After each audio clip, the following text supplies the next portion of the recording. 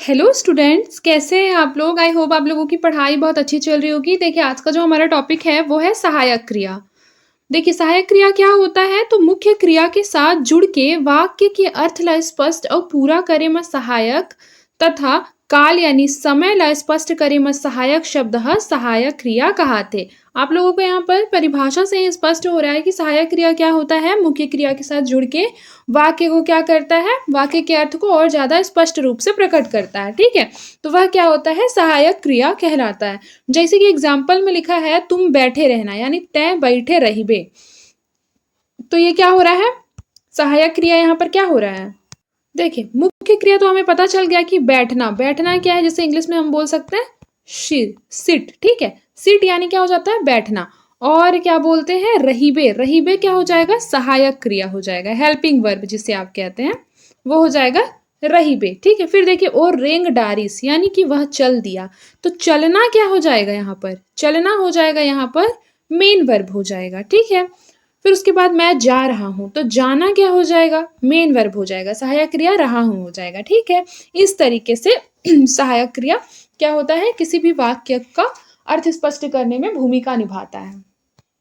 फिर देखिए लिखा है सहायक क्रिया मन की विशेषताएं। तो आइए देखते हैं सहायक क्रिया की विशेषताएं क्या होती है। तो छत्तीसगढ़ी में सहायक क्रिया मन के निम्नलिखित विशेषता हावय। पहला, सहायक क्रिया मन काल के बोध कराथे। ए अभाव में काल के बोध नहीं होवे और एकर अदली बदली ले क्रिया के काल बदल जाते। जैसे कि देखिए वर्तमान काल, मैं खात हाबो यानी मैं खा रहा हूँ। फिर भूतकाल, मैं खात रहें। फिर है भविष्य काल, मैं खात रहूं। ठीक है, तो ये क्या हो जाएगा कि सहायक क्रिया जो होता है वो किसका बोध कराता है, समय का बोध कराता है। जैसे देखिए रहा हूं मतलब ये प्रेजेंट की बात हो रही है। ठीक है, रहा था पास्ट की बात हो रही है, रहूंगा ये बात हो रही है फ्यूचर की। तो कहीं ना कहीं जो सहायक क्रिया है वो किसका बोध कराता है, समय काल का बोध कराता है। देखिए लिखा है सहायक क्रिया मन सामान्य वर्तमान काल, सामान्य भूतकाल और सामान्य भविष्य काल के सबो वचन और पुरुष मन में मुख्य क्रिया के साथ जुड़ते हैं। जैसे कि आइए यहाँ एग्जाम्पल देखते हैं। जैसे देखिए वर्तमान काल में किस तरीके से जुड़ा है, मैं गाता हूं, तुम गाते हो, वह गाता है। ठीक है, ये हो जाएगा वर्तमान काल। भूतकाल में हो जाएगा मैं गाया, तुम गाए, वह गाया। भविष्य काल में हो जाएगा मैं गाऊंगा, तुम गाहू यानी तुम गाओगे और वह गाएगा। ठीक है, इस तरीके से। और बहुवचन में देखिए हम गाथन, तुम गाथो, ओमन गाथे यानी वे लोग क्या करते हैं, गाते हैं। और भूतकाल में हो जाएगा हमन गायेन, हमन गाएव, ओमन गाइन मतलब वे लोग गाएं। फिर भविष्य काल में हो जाएगा बहुवचन में हमन गाओ गाबोन, तुमन गाहू, ओमन गाही। फिर देखिए थर्ड नंबर है छत्तीसगढ़ी में सहायक क्रिया मन के लिंग भेद के पता नहीं चले। ठीक है, सहायक क्रिया में छत्तीसगढ़ी में किसका भेद का पता नहीं चलता है, लिंग भेद का पता नहीं चलता है। ये तो मैंने आपको पहले भी पढ़ाया है। ठीक है, तो यहाँ पर देखिए लिखा है जैसे टूरा जावत है, टूरी जावत है।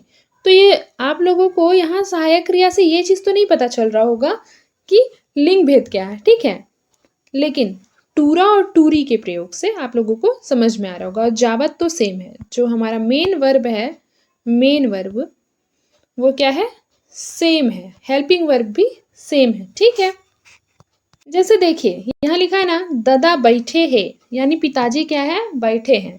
दाई बैठे हैं, तो ये दोनों में कोई डिफरेंस नहीं है, लेकिन दादा और दाई में चेंज है। ठीक है, वही ऊपर में यहाँ पर बता रहा है, परिभाषा में भी सेम बात है। देखिए लिखा है छत्तीसगढ़ी भाषा के सहायक क्रिया मन अलग अलग काल, पुरुष और वचन मन में ए प्रकार ले मिलते। जैसे कि देखिए सामान्य वर्तमान काल। ठीक है, सामान्य वर्तमान काल, अपूर्ण वर्तमान काल। सामान्य वर्तमान काल जो होगा उसमें उत्तम पुरुष, मध्यम पुरुष, अन्य पुरुष। ठीक है, तो देखिए एक वचन बहुवचन। ठीक है, तो एक वचन में थो, थन, मध्यम पुरुष में थस, थो, थे। ठीक है, इस तरीके से। फिर देखिए अपूर्ण वर्तमान काल।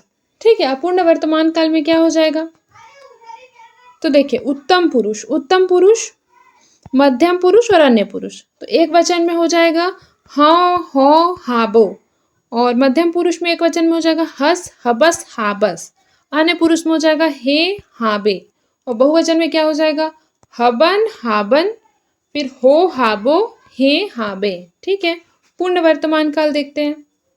पूर्ण वर्तमान काल में उत्तम पुरुष, मध्यम पुरुष, अन्य पुरुष का देखते हैं। एक वचन में है डरे हों, डरे हंस, डरे हैं।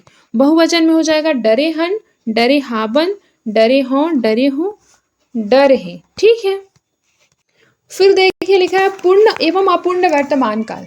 ठीक है, पूर्ण एवं अपूर्ण वर्तमान काल, तो उसमें देखिए उत्तम पुरुष है, मध्यम पुरुष, अन्य पुरुष है। ठीक है, एक वचन और बहुवचन। तो एक वचन में है डरे रेहे हाबो, डरे रेहे हस और डरे रिहिस हाबे। और बहुवचन में है डरे रेहे हाबन, डरे रेहे हाबो, डरे रिहिन हाबे। फिर देखिए लिखा है सामान्य भूतकाल में है एक वचन और बहुवचन में देखिए सामान्य भूतकाल में हो जाएगा उत्तम पुरुष में एव, मध्यम पुरुष में एस और अन्य पुरुष में इस। और बहुवचन में हो जाएगा एन, एव और इन। इसी तरीके से आप अपूर्ण भूतकाल में देख लेंगे। ठीक है, पूर्ण भूतकाल को भी देख लेंगे। इसमें से वैसे क्वेश्चन आता नहीं है, बस एक बार आप अपने समझ के लिए देख लीजिए। फिर देखिए अपूर्ण भूतकाल भी देख लीजिए।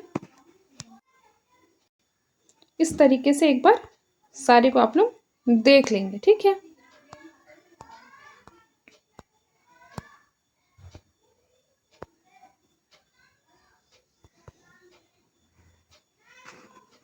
देखिए यहाँ पर लिखा है विशेष में लिखा है कि छत्तीसगढ़ी भाषा में औकारांत सहायक क्रिया के रूप में यह वकारांत घला होते। जैसे कि देखिए लिखा है ना हाबव, तो यहाँ पर क्या हो गया बौ, यानी कि इसका जो अंत है वो किससे हो रहा है, शब्द का अंत औ से हो रहा है। तो यहाँ क्या हो जाएगा औकारांत शब्द है। ठीक है, और ये हावव, हावव यानी कि इसके अंत में क्या है व है, तो ये क्या हो जाएगा वकारांत। तो यही कह रहा है कि जब छत्तीसगढ़ी भाषा में औकारांत सहायक क्रिया क्या हो जाता है, बाद में चेंज होके वकारांत हो जाता है। यही चीज यहाँ बता रहा है। जैसे देखिए हावव का हो जाएगा हावव।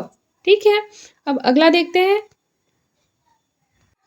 अगला देखिए लिखा है एकारांत सहायक क्रिया। एकारांत यानी देखिए हाबे, यानी किस पर अंत हुआ है, ए पर अंत हुआ है। ठीक है, तो जब ए पर इसका अंत हुआ है तो यहाँ एकारांत सहायक क्रिया हो जाएगा। फिर देखिए एकारांत और यकारांत रूप घला बहुत मिलते। जैसे देखिए जो ए है वो चेंज होके क्या हो जाएगा ए हो जाएगा, और क्या तो हो जाएगा यकारांत, यानी कि शब्द का अंत जब य से होता है तो यकारांत होता है। तो या तो ए हो जाएगा या तो य हो जाएगा शब्द के अंत में, जबकि शुरू में क्या था ए था। तो ये चेंज होके क्या हो गया ए और य, मतलब कि एकारांत जो सहायक क्रिया थी वो चेंज होकर या तो एकारांत हो गया या तो यकारांत हो गया। ठीक है, यही चीज यहाँ सेम लिखा हुआ है। अब थर्ड देखिए रिहीन या रीही सहायक क्रिया मन के प्रथम व्यंजन स्वर लोपी घला मिलते। जैसे कि देखिए रिहीन, रिहीन रहीन में बदल जाएगा। ठीक है, रिहीन किस में बदल जाएगा, रहीन में बदल जाएगा। फिर देखिए रीही रही में बदल जाएगा। फिर देखिए रेह सहायक क्रिया के प्रथम व्यंजन र का ए स्वर लोपी रूप घला मिलते। जैसे कि देखिए रेहे का क्या हो जाएगा रहे, रहेन का क्या हो जाएगा रहेन। फिर आदर सूचक सहायक क्रिया। छत्तीसगढ़ी भाषा में आदर सूचक सहायक क्रिया मन ह निम्नलिखित हावे। जैसे देखिए थव, थव, थे सब क्या है आदर सूचक है। हाबो, हाबो, हाबे, हाबे क्या हो जाएंगे आपका आदर सूचक शब्द हो जाएंगे। ये उतना इम्पोर्टेंट नहीं है। ठीक है, ये बस आपको ये करना है कि ये चीज़ आपको याद रखना है कि एक वचन में क्या होता है, बहुवचन में क्या होता है। जनरली ये आपकी जो है वो हेल्प करेगी किस चीज़ में, जहाँ आप ट्रांसलेट करेंगे हिंदी से छत्तीसगढ़ी में अनुवाद करेंगे या छत्तीसगढ़ी से हिंदी में अनुवाद करेंगे, तो यहाँ वो आपको हेल्प करेंगे। जैसे देखिए यहाँ लिखा है संभावनार्थक सहायक क्रियाएं। तो छत्तीसगढ़ी भाषा में संभावनार्थ सहायक क्रिया मन के रूप जो है वो निम्नलिखित है। सामान्य वर्तमान काल में, जैसे हम लोगों ने पीछे देखा था, सामान्य वर्तमान काल में क्या होगा, अपूर्ण वर्तमान काल में क्या होगा, पूर्ण वर्तमान काल में क्या होगा, इस तरीके से। ठीक है, तो ये आपको उतना इंपॉर्टेंट नहीं है, ये चाहे तो आप ये वाला टॉपिक जो है वो छोड़ सकते हैं। हम लोग नेक्स्ट टॉपिक में क्या पढ़ेंगे वो देख लेते हैं। नेक्स्ट टॉपिक जो होगा वो हमारा क्या होगा वाच्य होगा। आप लोगों को पता है वाच्य को इंग्लिश में क्या कहते हैं, वो वॉइस कहते हैं, ठीक है? जैसे आप लोगों ने सुना होगा ना एक्टिव एंड पैसिव वॉइस, बिल्कुल उस तरीके से, ठीक है? तो ये हम लोग नेक्स्ट क्लास में करेंगे। आज के लिए बस इतना ही, मिलते हैं नेक्स्ट क्लास में, तब तक के लिए अपना ख़्याल रखें और मन लगाकर पढ़ाई करते रहें।